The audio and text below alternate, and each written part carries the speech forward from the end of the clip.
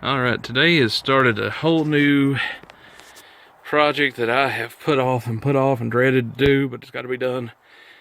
That is replacing the studs and stuff and getting my exhaust to seal back up here. Now, you can see that for some time I've dealt with a bit of an engine tick, and you can see that it's the little black spots around where the connectors all go together here. You can see where it's put exhaust out there, and it just got loud enough that I just have to fix it.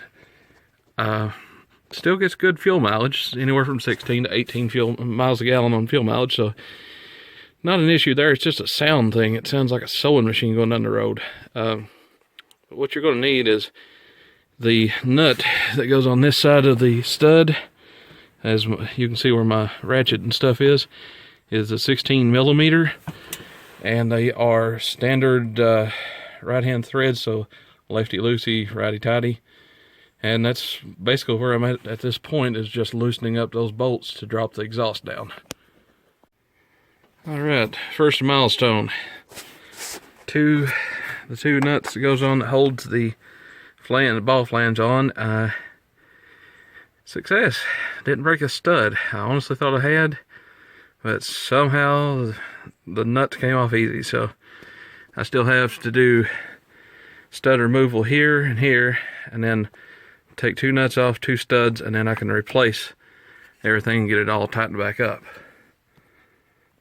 Alrighty, another thing you might want to note at this point, that the two nuts we removed were 16 millimeter, and the actual stud themselves, you can see the nut right there that's fixed into the stud, is actually 14 millimeter. Just a nice little tidbit to let you know you're going to need 16 and 14 millimeter sockets, very deep well, to remove the nuts off the studs, and then the studs from the exhaust manifolds themselves. So just a heads up there. Alright, I am beyond happy. I honestly think I'm happier now than the day I married my ex-wife.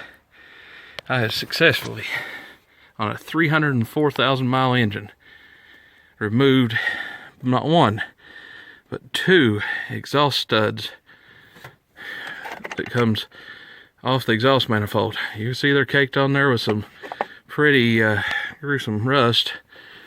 Not quite as bad as I honestly thought they'd be, but holy crap. I am, one, out of breath from excitement and cold. This is just, I need to buy a lottery ticket. This is unusual for engines of this age and wear and tear and stuff. You usually don't get exhaust bolts out that easily without a cutting torch or extractors. Yeah, like I said, I'm beyond happy.